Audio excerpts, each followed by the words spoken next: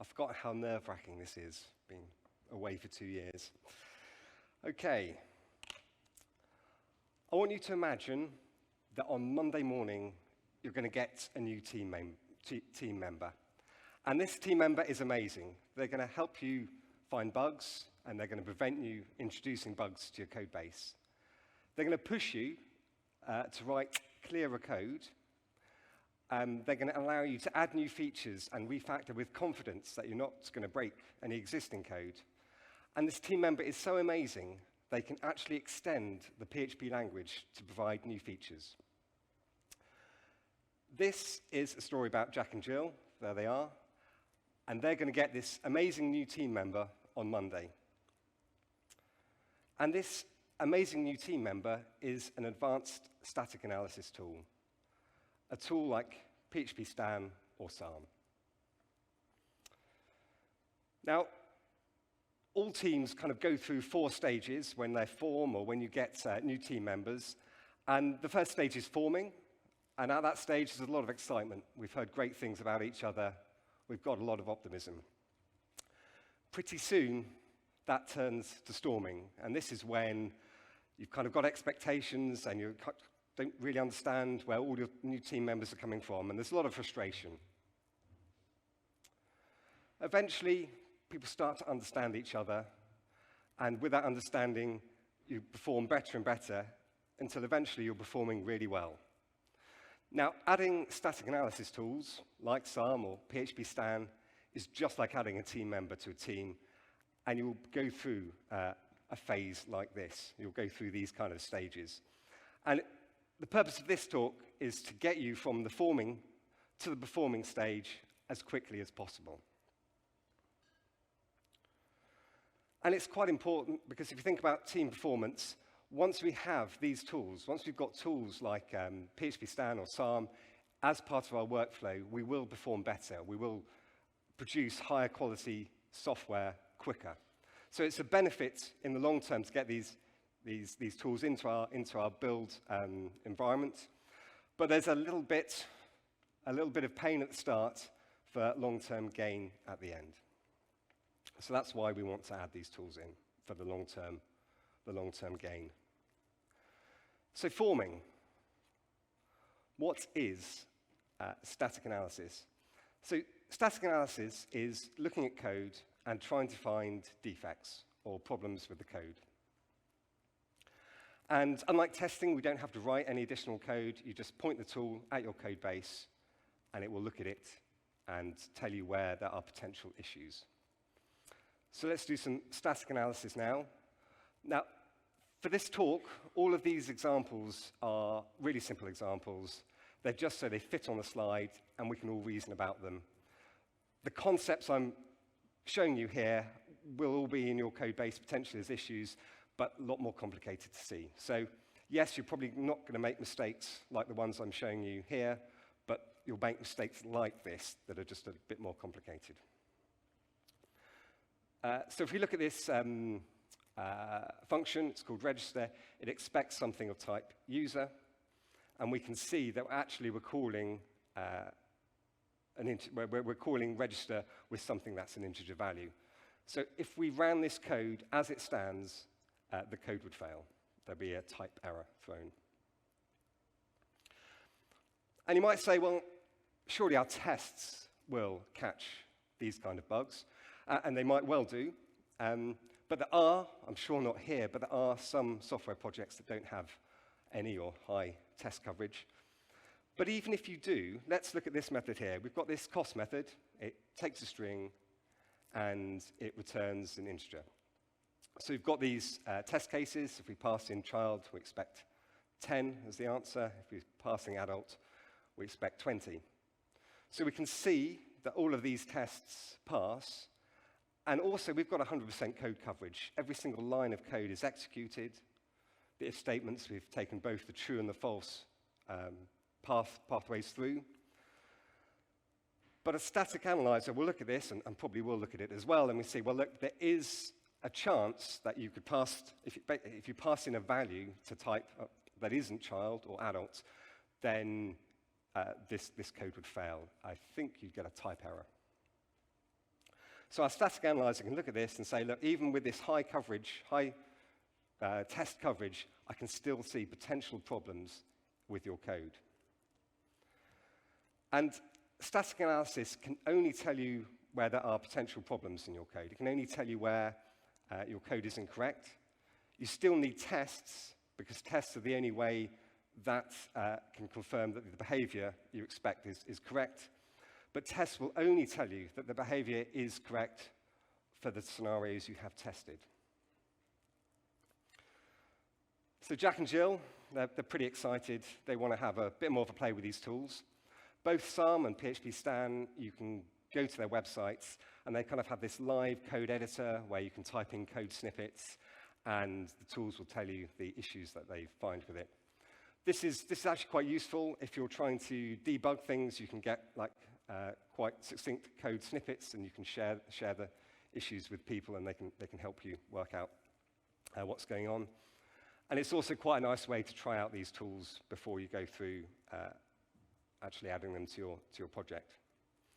And how they work, they've got a number of rules, and they apply each rule over your code base. So SARM has about 240 different types of issues. I don't expect you to be able to read them all.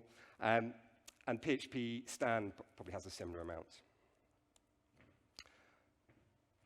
So Jack and Jill are pretty excited. Let's get this added to our project. And the first question is, how strict do you want me to be? So what happens is there's these concepts of levels. The least strict, or the most permissive one, will just have a few of those rules, and then as you increase strictness, there'll be more and more rules added to part of the analysis. Now, when these tools first started, what happens would be if you had a legacy code base, maybe you'd start it on a more permissive, like not overly strict level.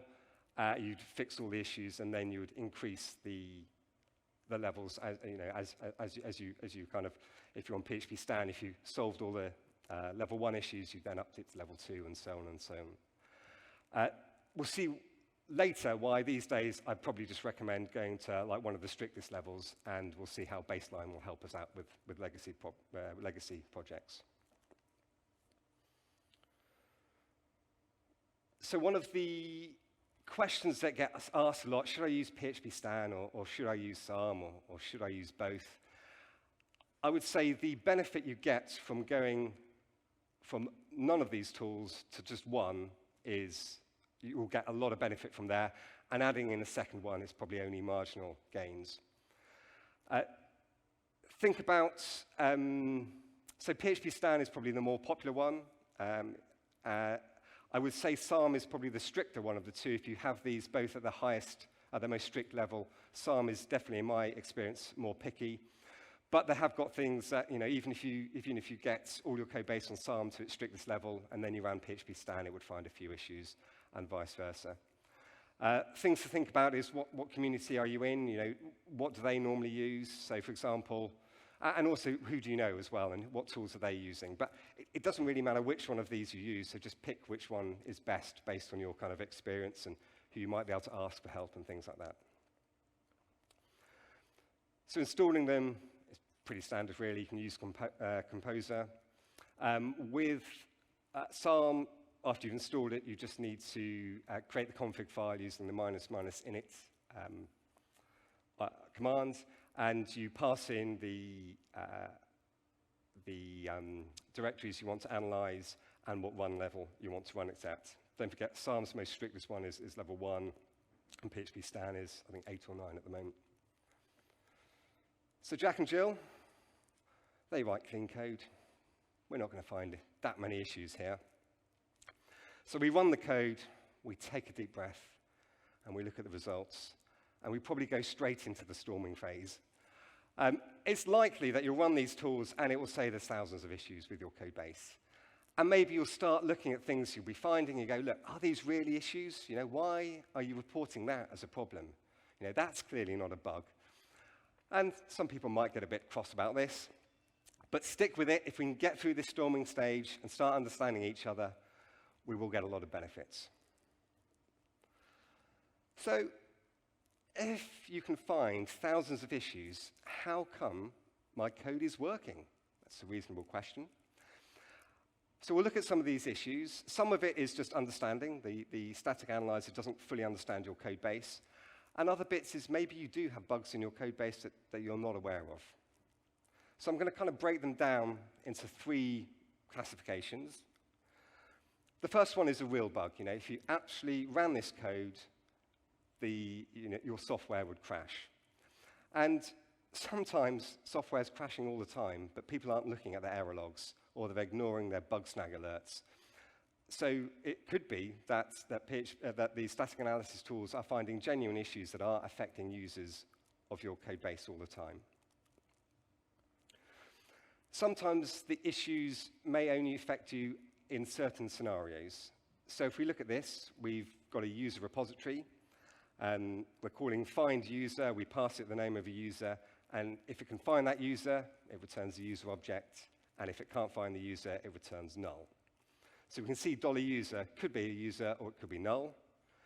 And then we pass that to this emailer method message. But this is always expecting something of type user. Yet there is a scenario in this code where if you look up a user and it can't find it, it's got a null value, and you pass that null value to message in the emailer class, and the code will fail. So maybe your code works 99% of the time, but there are some scenarios in which it's actually failing. So these I'd call genuine issues, genuine bugs. Then we've got our deferred bug, this cost method. And what often happens in discussions about things like this is people say, yeah, I appreciate what you're saying, but I've looked in my code base, and every single place where we call cost, we're either calling child or we're calling adult. We're never calling it with any other value. And my response to that will be, well, will that ever change? From now till the end of this code's lifetime, is there any chance that we might introduce another type, like student or OAP or something like that? And we're going to come back and look at this later to see how we could make this code a bit safer. The final classification of defects is evolvability defects.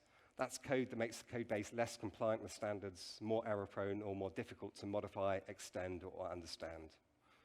So we consider this code here. We're calling getPerson. We assume getPerson is returning something. I'd have to go into the getPerson method to see what's actually happening in there. And then we're passing that to the register method, which I can see does take something $user, but I don't know what type it is. So does this code work? Are we definitely passing the right information around, objects of the right type or data of the right type? And maybe it is working now, but this is risky code to change. And if I want to go in and change any of this code, I've got to go and look at my getPerson method and my register method, and I've got to kind of do the job of a PHP interpreter to really understand what's going on. So if we start putting type information into here, this makes the code easier to reason about. So we've got our 3 kinds of our 3 classifications, if you'd like. We've got genuine bugs, that if you executed the code, it would fail now. We've got deferred bugs, which means sometime in the future, we might change our code base, and a bug that we kind of know about will be introduced. And we've got evolvability defects. And you might say, well, I agree with number 1, we should definitely fix those, but should we really worry about type 2 and type 3? And the answer is yes, because these will cost you money down the line, They will slow down future feature development or refactoring, and they'll increase the cost of bug fixes. So I think it's important we try and eradicate all of these kinds of issues. So we're kind of starting to get to the norming phase now, starting to understand where each other is coming from. And the question we've got to really ask is, as developers, how does our static analyzer understand our code base? What do we need to do to make it understand our code better so it can help us reduce bugs and write cleaner code? So the static analyzer gets this information from four main places. The first is the code itself. The second is information in doc blocks through type hints and other attributes. Thirdly, plugins and extensions, and also stub files. I'm not going to look at stub files today, but by all means, look up the information about those on the various websites for these tools. So our static analyzer understands everything the PHP interpreter understands. So what we should do is add in type declarations everywhere to our code. So this is information that the PHP interpreter will understands and will enforce at runtime. So I'm going to call these type declarations. If we add them in, it makes our life as developers easier too, so it's kind of win-win. Our static analyzer will be better, will give us better results, and other developers have got a better understanding of what's going on. So we should really give type information, type declarations for all our properties, for all our parameters and all our return types. And if a method or function doesn't return something, then give it the void return type. The second area static analyzers get their information from is information in dot blocks. So I'm going to call these type hints. These aren't enforced at runtime, but they give information they give type information to other developers and to static analysis tools. So we've got this get users function. The best we can tell with PHP's type system at the moment is it's returning something of type array. But if we want to give additional information about it, that the value of each entry in this array is of user, we can use this notation, which I'm sure you've seen before.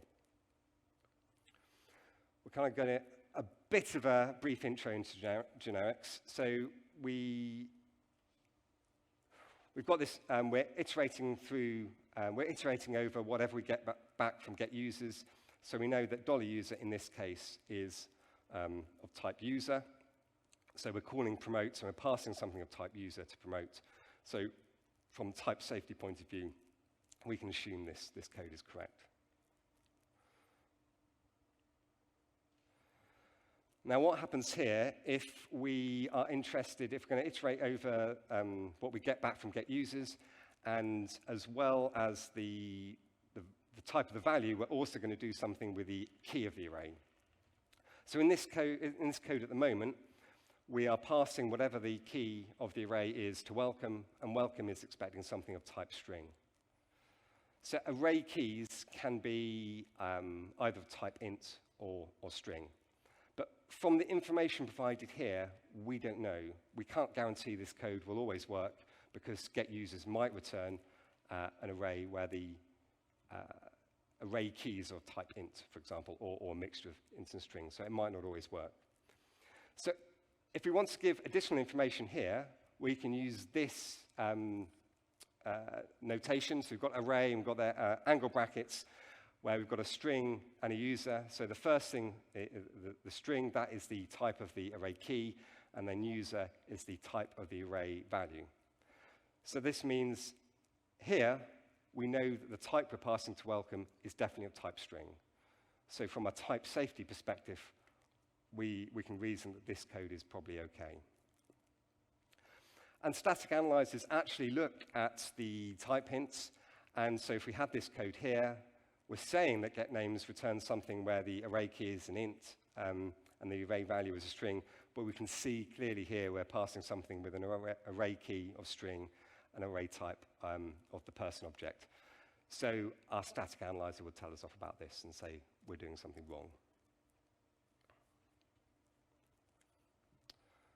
Very quickly, we'll just look at templates as well. You might be creating an object, for example, something like that represents a queue. And a queue could hold anything, really. It could be a queue of people waiting to get their food. It could be a queue of jobs that need processing. So at the time we've written queue, we don't know what type it's handling. In fact, the types that queue will be holding is determined in how queue is used, how the queue class is used. So what we do is we say it's a template T. It's T we don't know at this moment. We will find out at some time in the future. So instead of giving an actual type for the parameter type for add, we say it's going to be something of type T. And next, we'll return something of type T. We don't know it just yet. It's the context in which Q is used. So if you look at this code, we've got a function called getUserQ. And we see in the type hint in the dot block, we've got this @return Q. We've got these angle brackets, kind of like what we saw with array earlier. And here we've got person. So what this is telling us is that in this context, Q is holding objects of type person. So we know that this $person at the bottom is going to be of type person. And if we were creating a new queue, we can say, again, we have an extra dot block, an extra type hint, and we can say the queue in this case is of books to read, and our static analyzer will make sure that whenever we're calling add, that we're passing something which is of type book. That is a very quick introduction to generics. I think if you understand that, that's probably like 80% of the use cases. There's some good documentation on both the SARM and the PHPStan website, which goes into it in more depth. And there's a talk a couple of years ago here about PHP generics, which goes into this a lot more depth as well. So in summary, we want to add type declarations everywhere we can. And where additional type information is needed, we add that through type hints in dot blocks. So those are the first two areas that our static analyzer gets its information from. And the third area, or the third place it gets its information from, is from plugins and extensions. So SARM calls them plugins, and PHPStan calls them extensions. And these are mainly used for libraries and frameworks. Some libraries and frameworks, there's a lot of magic going on, which is quite hard for static analyzers to reason about. So maybe you run your code, as I have done, and I saw this error here. And this run test in separate process, I didn't even know it existed. It's something to do with PHP unit. I don't worry about it normally. And the way I fix it, I just need to tell SARM about the PHP unit plugin, and it will go and work out all these kind of things that don't really affect me. So to get your plugins, the SARM website lists a load of plugins, and you can also go to Packagist to search for them. So in your composer.json files, you've got a type property, and normally you probably are either writing libraries or applications. I've forgotten what that type is now. Projects. But if you're making a plugin for SARM, then you set that type to SARM plugin, and this means when you go to packages, you can search for all of the SARM plugins, and it will give you a list of them. There's a lot more than I've shown here. So on SARM, you just compose require to get the whatever plugin you need, and then you use the SARM plugin enable to actually enable it, and that just updates the config for you. PHPStan, very similar. To search for it in packages, you use PHPStan-extension. PHPStan is slightly different. You just need to install this extension installer once, and then it does some cleverness to install all of the extra. You don't need to go and modify your config manually. It kind of does it for you. Some of these extensions do require a bit of additional information provided. So certainly the Symfony one, you have to give it a few extra bits of config setting. So what could happen now is you've looked at the issues, and I've added the relevant plugins and extensions, and there's still thousands of issues. And yeah, I absolutely know that going forward, I've got to give more type information in type declarations or type hints. But I've still got thousands of issues, and you can't really expect me to stop working on code now until I've solved all of these thousands of issues. And both SARM and PHPStan, they have this baseline feature. It's pretty simple to use. You just run the analysis, and you set a flag to say, I want you to generate a baseline. And then that takes a list of all of the issues it's found, stores it somewhere, which you would check that into your Git repository or whatever source control you're using. And then future run-throughs of the code, it goes and generates all of the issues, and it looks at them, and if these issues it already knows about from the baseline, then it won't report them to you. So you can just focus on new issues that you've introduced since you created the baseline. And that's also why I'd recommend running these tools on the more strict levels, so you get the benefit of the more strict analysis. So a few quick questions. Should we run static analysis on our test code? Absolutely, yep. And there might be, occasionally, there might be a few rules that you disagree with. What you can do is you can just update the config files to ignore particular rules. And on a one-off basis, sometimes these tools come up with false positives. So you might want to ignore things just on a one-off basis. And there's like SARM ignore next line, and sorry, PHPStan ignore next line, and SARM has a similar one. If you're just ignoring one-off places, personally, I do those as dot blocks and actually leave a comment as to why you've done them so that other developers can see why you made that decision, rather than adding it to the baseline. So our workflow for introducing a static analysis tool kind of looks a bit like this. We run static analysis, we look at the results, and we add the relevant plugins and extensions that we need to understand our code base. We're going to fix whatever bugs we deem are critical. If you've got a high number of issues raised, then maybe rerun it again on a lower, on a less strict level, just so you can focus on like what are the biggest concerns. But anyway, once you've fixed all the things you're going to fix, rerun the analysis again and create a baseline and check that baseline in. And then you kind of just go around this loop forever. You write code, you run the analysis, you fix the issues that the analysis found, and you keep going. And what happens is you'll pretty quickly learn what the static analysis tools are whinging about and how to rewrite your code such that there's not an issue. So the first few times you go around this loop, there's quite a lot of friction. But you just learn how to how to write your code in a way that won't introduce issues from static analysis, which helpfully will also not introduce bugs in your code as well. So after a while, you kind of forget it's there. So Jack and Jill, they're pretty happy about this. They're introducing fewer bugs, and the code they're writing is generally cleaner. And probably the biggest day-to-day value I get from these tools are with refactoring.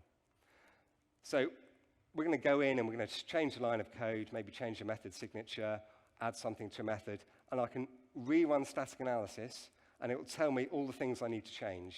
And then I go and change those, and it will tell me some other areas of the code base that I need to change, and so on. And yes, you could do it before these tools, but certainly if you had a change that kind of rippled throughout your code base, you kind of have to remember, I've done this bit, all right, now I've got to look at this bit, and so on and so forth. Whereas static analysis kind of really helps you, it just tells you exactly where your problems are. And I would run this before I'd run my unit test, because the output from static analysis will tell me exactly what the problem is, whereas a unit test will fail, and it'll take me a bit longer to work out where the problem is. So for me now, my biggest benefits I find from these tools is with the ability to refactor with confidence. And if you get to this stage, you'll feel you're doing really well, you know. Genuinely, I think these tools are incredible. And if you do want to thank the authors of these tools, then you can sponsor certainly PHPStan on GitHub. I think I used this for like about a week, and I thought it saved me so much effort, I just sponsored them immediately because it was just so beneficial.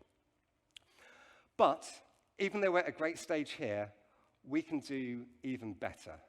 So let's see how we can get even more out of these tools. So remember this method from earlier. At the moment, static analysis will tell us off about this. So we could edit this to be a bit more like this. So we're going to have a switch statement for the child and adult, and if it falls through from the bottom, we're going to throw a logic exception. And you might say, well, is that really better than what we had previously? And I'm going to say it is slightly better because we've looked at this code and we've decided that we're never going to deal with anything other than children or adults. And if we do, we'll throw a logic exception and we'll give a bit of detail. So if in the future somebody adds students and then they forget to update this code, at least when it's executed with students, we've got a better error message that say unknown type student. And then you'll look at it and go, oh yeah, I remember, I've got to go and fix that code. So this is slightly better, but let's kind of think what's going on here. We've got our cost method, and let's imagine that plan is calling our cost method. So there's direct coupling between plan and cost. If we updated our cost method, we need to update plan, and our static analysis will help us out as well. It will, if we updated something about the cost function signature, and we ran static analysis without updating our plan, the call to cost from plan, our static analysis will tell us about it. But plan knows about adult and child, and cost also knows adult and child. So we have some coupling between these two. There's this knowledge that both need to have. But this knowledge is not known to our static analyzer. And it might not be obvious to coders. I mean, in this simple example it is, but it might not be in more complex examples.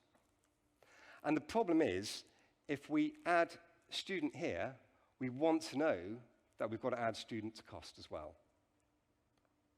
So you say, well, will our test save us? Maybe.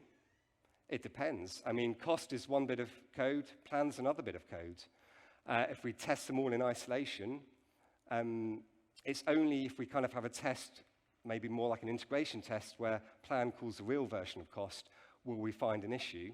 And certainly at integration test level, we're less concerned about, it's not possible to have 100% code coverage, higher up the software pyramid.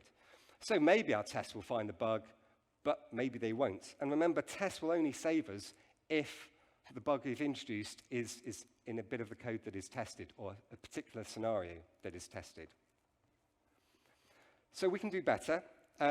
Let's refactor this. Instead of passing a string around, we're going to have something of person type, so an enum person type. And we can say there's adult and child, and we'll swap the switch statement for a match statement. And if we ask our static analyzer what it thinks of this, it'll say, yeah, that's great. It looks good to me. And if we take this and we add student to person type, then our static analyzer, and this is the actual message that PHPStan will give us, is it will say, we've got a match expression does not handle the remaining value, person type student. So that's great.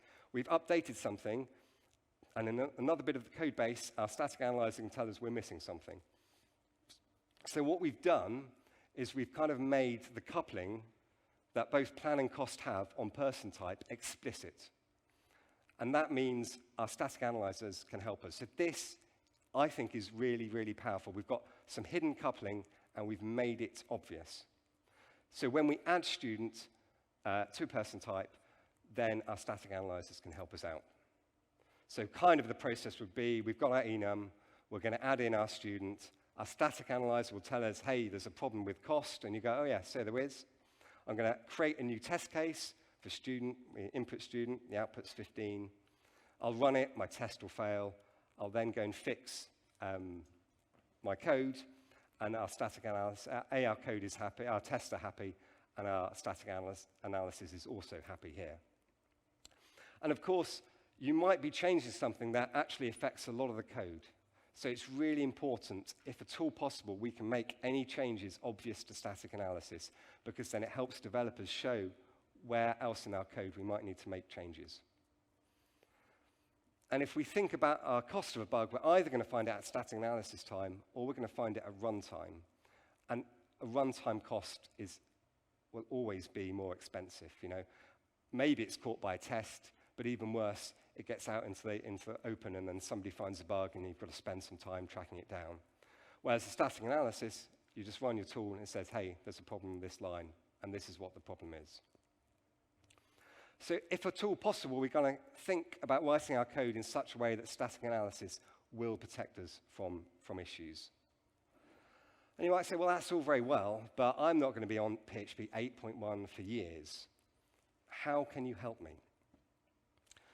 So let's refactor our code slightly. We can't use enums, we can't use matches. We've got to go back to PHP 7 days, or we're still on PHP 7 days, maybe. So instead of passing a string around, I'm going to have a value object, person type. It's just a wrapper for a string.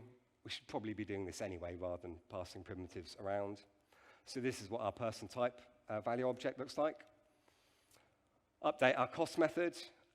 Still, all our tests pass. But still, our static analysis is telling us that there might not be that there might be a way through this that we haven't covered.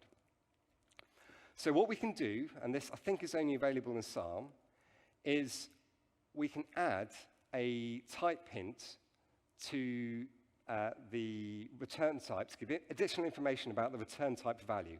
And what we're saying is it's not just any old string, it is a string which is either adult or child. And then our static analyzer goes, okay, we've got a switch. I know that value is only going to return something that is either child or adult. So I'm happy with this bit of code. There is another problem we've introduced. Type is any string, whereas we're saying we're returning something which can only be a string of type adult or child. So we have to add that information to all the other references as well. And the nice thing about doing this is that if we ever try to construct person type with a value that isn't adult or child, our static analysis will tell us. And we can improve that slightly more. I think this is slightly better. We can actually say, we can do this thing where person type and a colon type underscore, and then what it will do, look for all the constants that start with type underscore. And that means that if we did add in another person type, like student, it's just an extra line of code and everything else remains the same. So hopefully you think, well, that's pretty amazing. What other things can you do? Because what we've done there is we've taken, on the previous slide, sorry, we've taken the benefits of PHP 8.1, 8 and 8.1 features like enum and match, and we've put them back into PHP 7. But what we can also do is we can use static analysis to kind of have new features that may never come into PHP. I mean, in a way, generics is an extension to the type system that static analysis offers us. So there's some kind of some support for functional programming. There's the pure and immutable annotations. I've never used it, but SARM can do security analysis, so it can look where you get data from and where it ends up, and you can check that you're not putting dangerous data from one source into another that hasn't been sanitized. There's a lot more you can do in terms of like visibility. You've got public, protected, and private. There's often lots of times where you're going to write classes where you have to make methods public, and in reality you want them public, but I only want them public to other classes, not the entire code base. So there's things like @internal and @SARM internal, where with the SARM one you can actually specify something to say, this is public, but it's only public to classes in a particular namespace. Additionally, you can write your own rules as well. So something that I've got, I have this job class. It's actually an entity which is persisted in a database. And if I try and make it live and it's not in the correct state, then I throw an exception and I try and give a bit more information about that exception in the exception. So I say, look, we tried to make this job of this ID into state live, but I couldn't do it. And the problem here is this, the ID field is actually, I never set that myself. This is something that Doctrine does for me. So when I try and write a unit test, I'm not persisting anything to a database, this fails because I'm trying to get a value that hasn't been set. So what I then have to do is I have to make this setID method, but I'm only using this for testing purposes. I don't want this to ever be called in any code other than my test code. So what I can do is I can write a custom rule to look through my code base and tell me if I'm ever calling setID on an entity outside of test code. And I kind of hesitated whether I should put this in or not. I put this in here just to say this is all the code, you know. It's not hugely scary. I'll quickly go through it. Don't worry too much if this bit doesn't make sense to you, but the point really is to say that actually you can do, it doesn't take long to kind of understand how to write your own rules. So I've kind of made this rule only call setID method on entities from test rule, which is kind of what it does. What happens with PHPStan is, and SARM is they go through your code, they go through your entire code base. And for this rule, I'm only really interested in method calls. So I say, look, I'm only interested, only tell me about method calls. And then there's this process node method, and what that does is it returns an array of rule errors. And if there are no errors, you just return an empty array, and if there's any errors you want reporting, you report those. So by the time this is called, I know I'm only getting method calls, so I'm looking at the method call, and if the method call is anything other than setID, then I just return an empty array, because this isn't something this rule's interested in. I'm only interested in methods where the name of the method we're calling is setID. Again, if I'm in the test namespace, well, that's fine, because I'm allowed to call setID on entities in the test namespace. So again, if I'm in the test namespace, everything's fine. I'll just return no violations. This is kind of the difficult bit. What we're really asking ourselves here is we've got this $person setID 4, and what I'm really asking is $person something that of type that is in the app entity namespace. So I'm getting the context. I'm iterating through all the things that that PHPStan thinks it could be, and if any of them are in the namespace or have a namespace that starts with app entity, I'm going to say this could be an entity. And then finally, I get down to the bottom, and if I've got this far, it means I've called something that is an entity I've called setID and something that is an entity that isn't in the namespace, so I create my rule that says that. So this really is it. You've got a lot of benefits by adding these tools to your build process. And Jack and Jill, they're pretty excited. They cannot imagine a project in the future without these tools. And nor can I. I'd struggle now to not have all these tools there to support me. I'm basically not good enough to develop code without these tools to tell me about all my mistakes. So kind of as a reminder, the forming stage, you're adding in one of these tools, SARM or PHPStan. They are going to report a lot of bugs. There might be a bit of frustration while you're trying to understand why it's reporting these issues. Then we get to the norming stage. This is where you start to understand each other. You start to understand the static analyzer, and you understand what you need to do to make it give you good results. So adding type declarations, adding type hints to your code. They not only help the static analyzer, but they help you, they help the future you, they help all the developers on your team get a better understanding of your code. For whatever libraries you're using, you might need to add the various plugins or extensions to support that. And if you're adding this to a project after it started, essentially a legacy project, you'll probably need a baseline as well. And once you're doing that, you're doing really well. But think about your code base. Can you build it? Can you build it in such a way that static analysis can help you find future bugs? Look at the kind of language extensions you've got with the annotations, things like the immutable annotations, the pure annotations, restricting, the @internal. Look at the annotations that these tools have got, and look if you can add them to your code base to give more clarity to it. And finally, maybe you're going to even add your own rules that are custom to whatever you do in your code base, whatever quirks you have in your code base to protect you from making mistakes. So I've been Dave Liddament. Thank you very much for listening.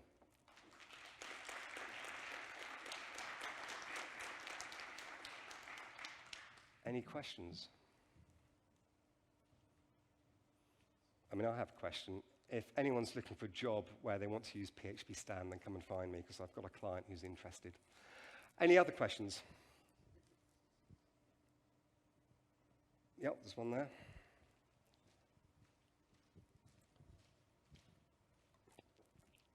Thanks for the talk, Dave. How have you found performance of either SARM or Stan, whichever you're using in a project, in terms of things like memory usage, CPU usage?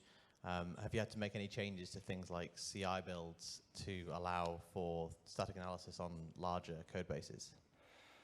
So I haven't had any issues that I can really recall, I mean, how if the CI was set up. Maybe there was something, we put something in, and I can't recall now if we had to increase any memory limits at all.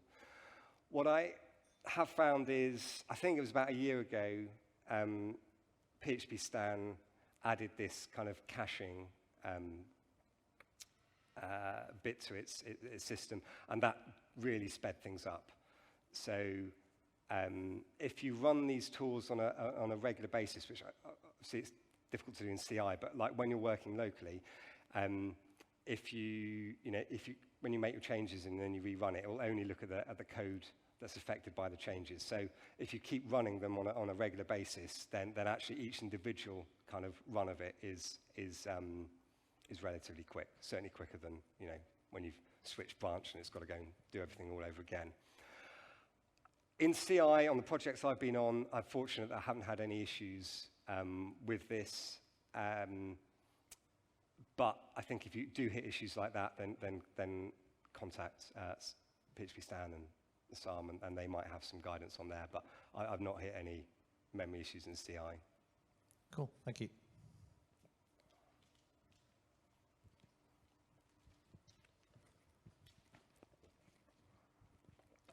So you've got the baseline, and yep.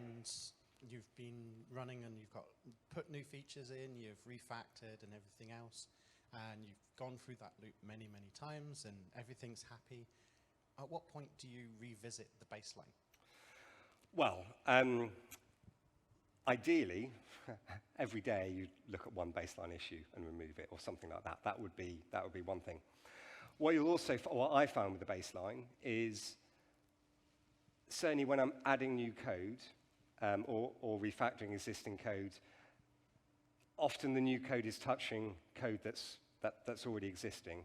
So what you sometimes find is you put in some new code and it flags up an issue, and by fixing the issue, you're actually fixing something that's in the baseline. So over time, naturally, if you're unless you're writing code that actually is completely decoupled from the existing code, you will find that you are progressively fixing things in the baseline slowly. So for example, I had a project that when I first started, it had maybe 4,000 issues, and 2 years later, it's down to about 1,000 issues. And a lot of that was just because I was touching bits of the code base and then going to fix problems that it found. There are sometimes maybe you could say, oh, let's see if I can address a whole load of these issues. Tools like Refactor might help with that, but you've just got to be quite careful with them, especially when you're adding type information like type declarations in, because sometimes your code works because PHP's kind of been a bit slack about things. Certainly, I've had issues where I thought this is an int, so I've put it as an int, and it's actually a string that was an int, and then PHP's kind of cast it for me. So, you've got to be careful doing large-scale updates where I'm just putting type information in, because it could break things that used to work. But yeah, I think you'll find that you're slowly fixing your baseline over time. I mean, you might have a baseline forever, but yeah, or you could put some time into to fix it. Yeah, happy with that? One at the back. Just to keep Sam fit, if someone down here could do the next one to keep him running around the room. Hello. Do you know if PHPStorm and the other one is going to be used with Sonar Cloud? Sorry, say again, please. Do you know if PHPStan and that will be scanned with Sonar Cloud? Do you know Sonar Cloud, where you push code to Sonar Cloud and it scans and it gives you results back? I don't know anything about Sonar Cloud, I'm afraid. So yeah, I don't know if they use PHPStan or not, or if they will. Just put it in your own CI, though. It does? Okay. Yeah. Oh, sweet. Cool. Oh, he answered my question. They do. Okay. Yeah, so I'm afraid. Any others?